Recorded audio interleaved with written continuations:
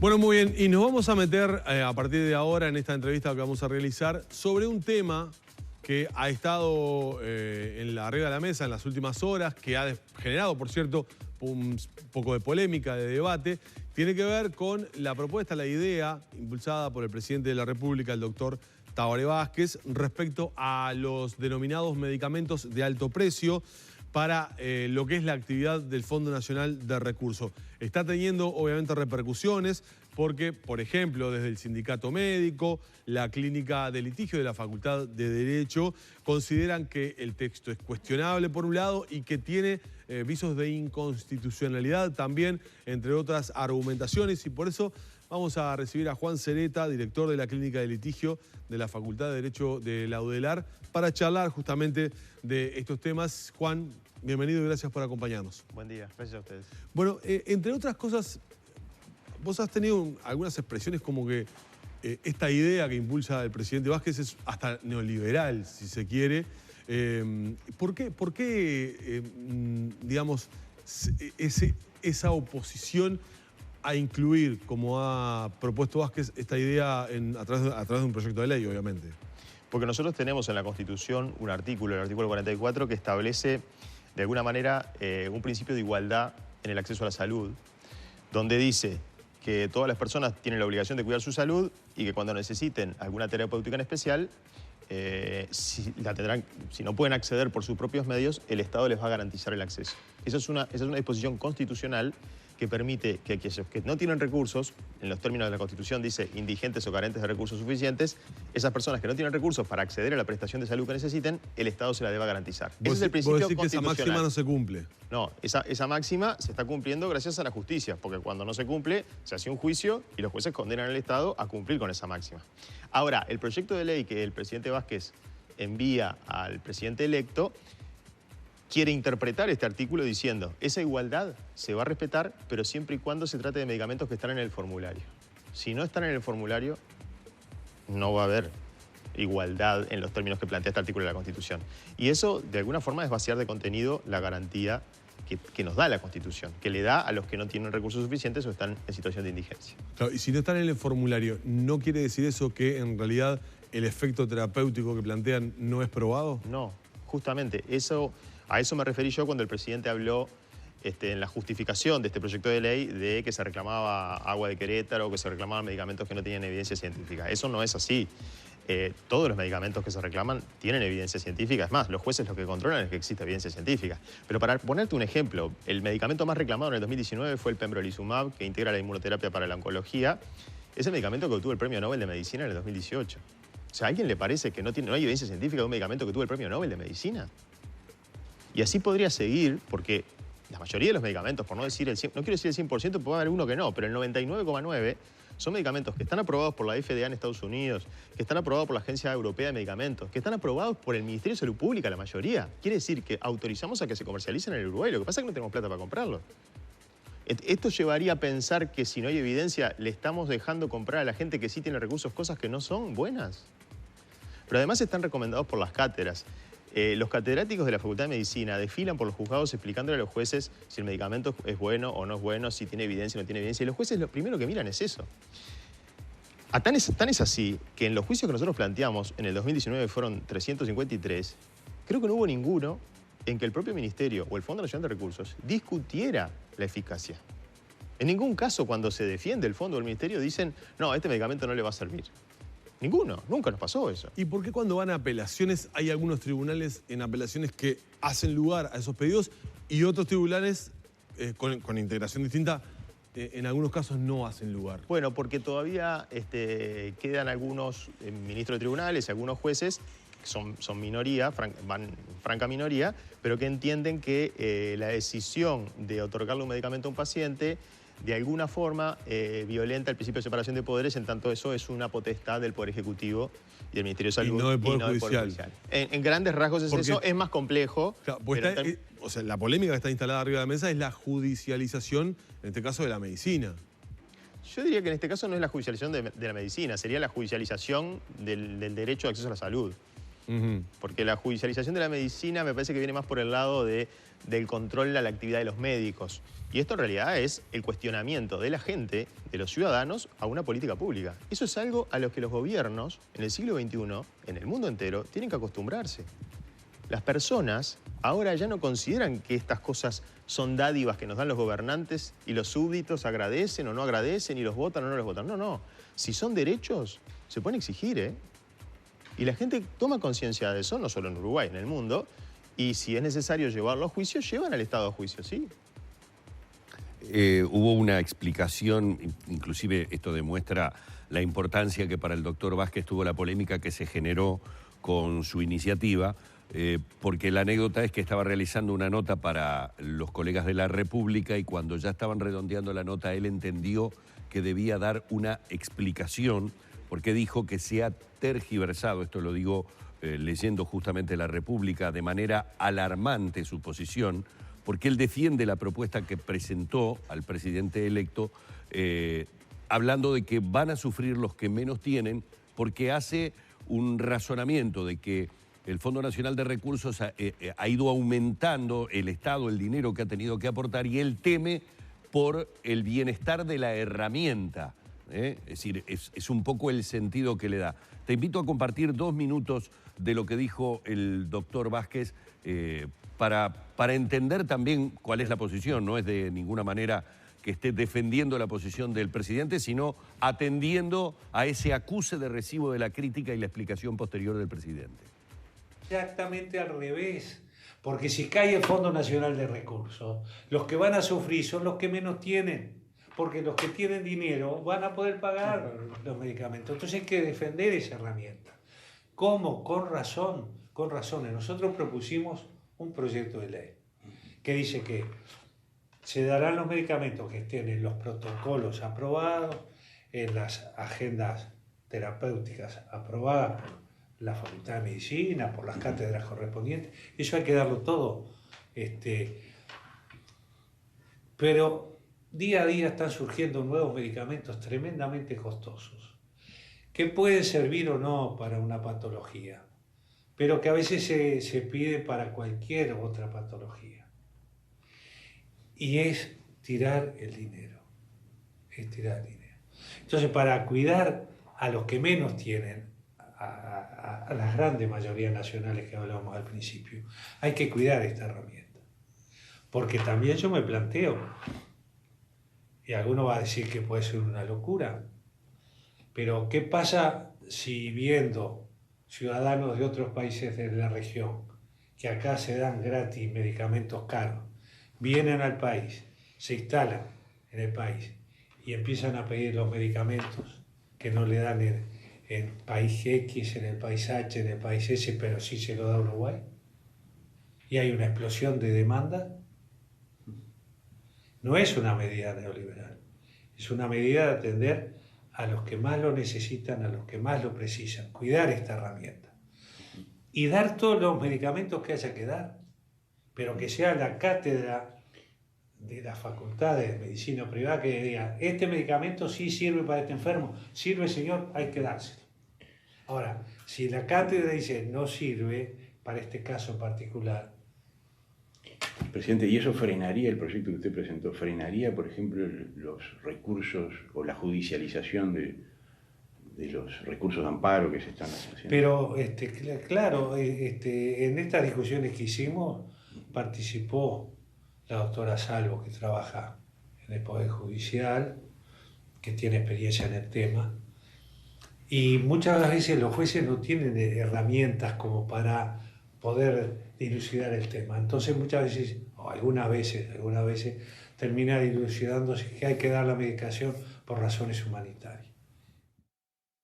Bueno, yo ante todo nobleza obliga, tengo que decir que es muy difícil tomar posición escuchando cualquiera de las partes. Porque además parto de una base muy simple. Es ponerle cara y corazón a la situación para hacerlo más claro para la gente.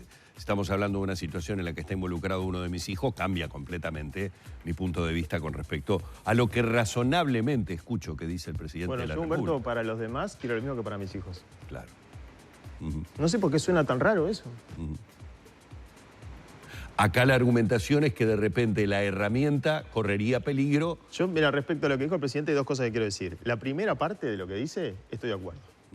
Totalmente de acuerdo. ¿A qué te refieres con la primera parte? A que no hay que dar cosas que no tengan aval científico. Ajá. Lo que pasa es que es falso. O sea, lo que él dice, que se están haciendo reclamos por medicamentos que no tienen aval de las cátedras, eso es totalmente falso. Lo que hacemos son reclamos que tienen el aval de las cátedras. Si los catedráticos van a declarar al juzgado, le pueden preguntar a los 20 jueces civiles que reciben a los catedráticos toda la semana. O sea, yo estoy de acuerdo con el discurso. No hay que dar cosas que no tengan evidencia, no hay que dar cosas que no sirvan, no hay que dar cosas al solo impulso de la industria farmacéutica. 100% de acuerdo. Pero esa no es la realidad en el Uruguay. No pasa eso, ¿eh? Vos decís que la mayoría de los reclamos tienen... Pero es lo primero aval. que controla el juez. ¿Esto le va a servir o no le va a servir? Es más, a veces son, a mi juicio, hasta demasiado estrictos en el control. Dicen, tiene que haber un estudio científico fase 3 con más de 800, 900 pacientes estudiados que haya demostrado... Y a veces hay enfermedades raras donde es difícil encontrar un estudio así. Pero saquemos esa excepción. Pero la inmensa mayoría tiene el respaldo de las cátedras. Todo lo que se reclama, te decía, el Premio Nobel de Medicina es el medicamento más reclamado.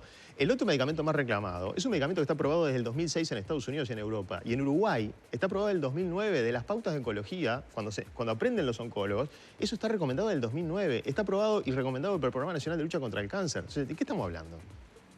Si la situación fuera que se reclaman cosas que no tienen aval científico, estoy 100% de acuerdo con Vázquez. Y sobre el argumento de la desfinanciación del Fondo Nacional de Recursos como instrumento, como herramienta, si prospera todo Primero, no me consta que sea así. En el ejercicio de 2018, según auditoría externa del Fondo Nacional de Recursos, tuvo 12 millones de dólares de resultado neto, 12 millones de dólares que no usó y tiene 35 millones de dólares colocados en bonos del Tesoro y letras de tesorería. O sea que yo no sé dónde está la desfinanciación. El fondo tampoco es muy condenado. El más condenado acá es el Ministerio.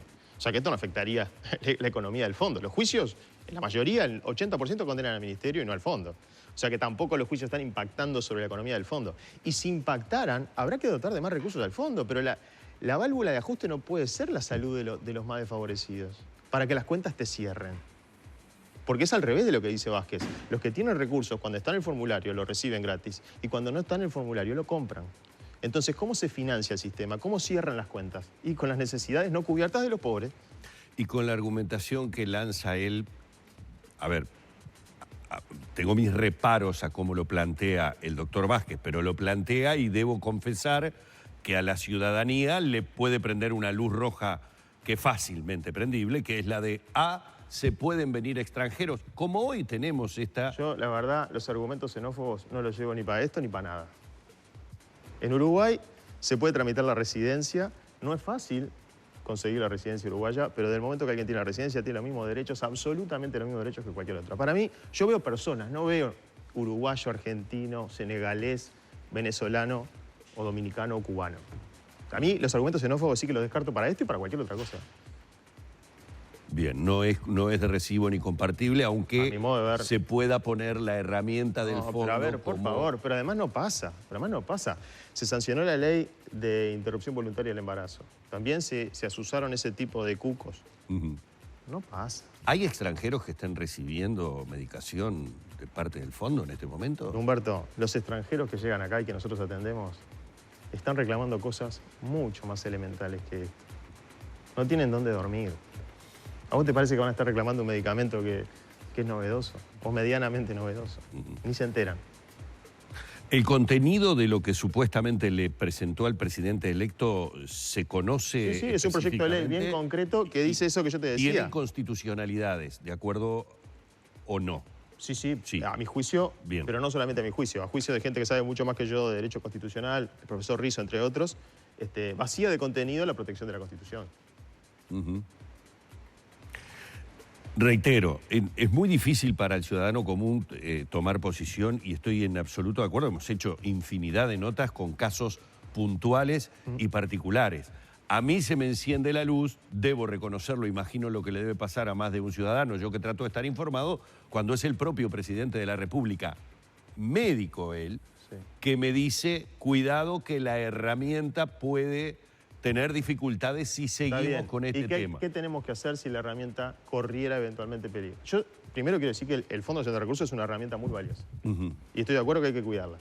Ahora, si corriera peligro, que no se ve por ningún lado, porque además estamos hablando de 40 millones de dólares por año en el presupuesto de un país, es nada. Pero no importa, supongamos que corre peligro, ¿qué hay que hacer? Y si de eso depende la vida de la gente, la salud de la gente, hay que darle más recursos. Ujú. No decir, esto los vamos a dejar afuera. Pero no será un llamado de atención por posibles casos porque sabemos perfectamente que se ha pedido medicamentos con un determinado costo y otros medicamentos que tienen un costo realmente muy alto. Sí. A mí me hace suponer que de repente se conocen números, es como si yo dijera, hey, mirá que si estos recursos que tengo acá llegan a salir adelante, el aumento va a ser demasiado grande. Humberto, digo, tratando de entender... Empecemos a hablar con la verdad. Hablemos de medicamentos como los que se reclaman en todos los juicios que se hacen acá, que tienen evidencia científica. No eso de decir que se reclaman cosas que es cualquier cosa. No, se reclaman medicamentos que tienen evidencia científica. Bien, si los recursos no alcanzan, lo que hay que pensar es cómo se mejoran esos recursos. Cómo llegar a financiar más, en todo caso. Pero, digo, a mí me parece tan evidente que el presupuesto no se puede equilibrar a costa de la salud de la gente. Y además, si el problema es ese, que hay un exacerbado interés de lucro de la industria farmacéutica, que en algunos casos me consta, estamos hablando que el problema es el precio, no el medicamento. Sí, es otra cosa. Entonces atacamos el precio.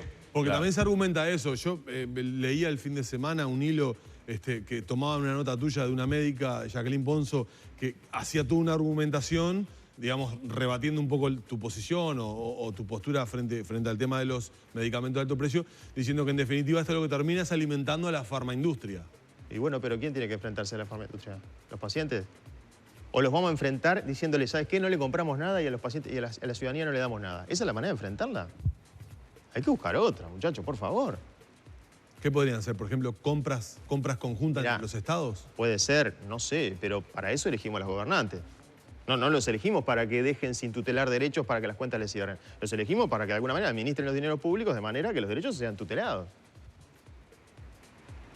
Digo, si el problema es el precio, bueno, hay que atacar el precio. Pero además, es cierto que hay algunos medicamentos que son muy caros y que se han hecho juicios, pero también hemos hecho juicios por medicamentos de 8.000 pesos por mes. Que el Fondo Nacional de Recursos no lo suministraba porque no estaba cubierto. Pero digo, además no hay que hacer foco solo en el fondo. Ese medicamento seguramente lo que tuvo que hacer el ministerio, lo que debió hacer es ponerlo a cargo de los prestadores de salud, y no lo hizo. Porque no es de alto costo, 8.000 pesos por mes. Tendría que haberlo puesto en la lista de lo que pagan las mutualistas. Y Sonia, que fue esta paciente que falleció esperando el medicamento, lo hubiera recibido. Entonces no es solamente el que sale de $600.000 por año, como pasa con el Spinraza. En el caso del Spinraza, que es el más caro de todos. Pero hay de 20.000. Pero a mí me vienen los jueves jubilados con una prestación de 13.000 pesos y el medicamento que necesitan sale 8. ¿Cómo lo va a comprar? ¿Eso no lo podemos pagar los uruguayos? Yo me resisto a pensar eso. El tema es, hay una discusión de fondo grande también y fuerte, ¿no? Que se da, o que en ese momento se dio. ¿Cuánto está dispuesto a invertir un Estado en, por ejemplo, en cuidados paliativos, en un medicamento que puede ser muy limitado su efectividad en el tiempo para esa persona? O sea, esa es una discusión de fondo que hay que dar también, ¿no? Sí, mi aspiración es que aquellos que tienen menos recursos tengan el mismo acceso que los que tienen dinero. Si el medicamento le va a extender la vida 3 meses, a mi modo de ver, humildemente pienso que el más humilde y pobre de los uruguayos tiene el mismo derecho a extender su vida 6 meses que el más millonario de los uruguayos. Ese es mi norte, como manera de pensar. Sé que en esto siempre hay que ir corriendo desde atrás porque van a aparecer cosas nuevas. Lo que voy a decir es una opinión totalmente personal. Digo, acá exacerbamos también un poco una de las condiciones humanas más negativas, que es el egoísmo, ¿no? Es decir, en la medida que el tema no me toca de cerca, claro, es lo que decía, o no te la llevo, le pones cara a tu hijo y cambiás. Pero resulta que para darle una pastillita a alguien tenemos que poner cuántos hospitales hay por allí en la nota, quiero decirlo, una comparación del presidente Vázquez que dice que el Fondo Nacional de Recursos recibió unos 40 millones de dólares y dice que es mucha plata. Eso fue el costo del hospital de Colonia, ¿no? Da en la nota, yo la leí toda, ahora no puedo encontrar el párrafo en donde hace la apreciación. Y claro, si me comparás en darle a una persona y en hacer un hospital, me sensibilizás. Pero es un dilema de falsa oposición, porque ¿por qué es una cosa o la otra? Si nos queremos poner a buscar una cosa o la otra, yo también me puedo poner suspicaz y empezar a buscar gastos. Porque hay otros gastos a los que no les pasamos los controles estos, ¿eh? Otros gastos del propio Estado que no le pasamos estos controles de cuánto nos va a servir y cuánto va a venir. Hay cosas que se gastan y a mí me gustaría que pasaran ese mismo control de costo-beneficio. Que se fuera tan ¿no? estricto como eso. ¿Ves? Lo leo porque no me gusta decir al tuntún, pero fue exactamente lo que dijo. Dijo, estamos destinando 40 millones de dólares por año para mantener el Fondo Nacional de Recursos, el Uruguay en su conjunto. 40 millones de dólares fue lo que costó la construcción del Hospital de Colonia, un hospital de última generación. No es poca cosa, es mucha plata. Si es una frase que yo debo reconocer, lo leo y me llega. Me digo, estamos hablando de un hospital por año. Si mirás el presupuesto del Estado vas a encontrar miles de millones gastados en otras cosas. Claro. Antes de terminar, ¿proponen o tienen como idea instalar un consultorio que se especialice en la temática de los inmigrantes que están llegando al país, que tienen muchas dificultades, y no particularmente la de los medicamentos? Ya fue resuelto por el actual director de consultorio, ha anunciado la instalación de un consultorio especializado para el 2020. ¿Qué van a hacer con eso? ¿Cuál es la idea? La idea es tener todos los reclamos que tienen, concentrarlos allí. Concentrarlos allí con cierta especialización de los docentes que estén a cargo y, bueno, con un dispositivo que sea más amigable para los migrantes. Bueno, vamos a agradecerle una vez más al doctor Juan Sereta, abogado. No le trasladamos la de Mauro. La de Mauro en su otra actividad. Lo que yo quiero preguntar, ¿cómo te da el tiempo? Bueno, va a repartir un poco. Duermo poco, dice. Duermo poco. Y no come, porque mira cómo es, piel y hueso. Doctor, lo mejor en el cierre del año, un buen comienzo del 2020. Y bueno, muchísimas gracias por aceptar siempre la invitación acá arriba. Al contrario. Gente. El doctor Juan Sereta con nosotros en la mañana de Arriba, gente.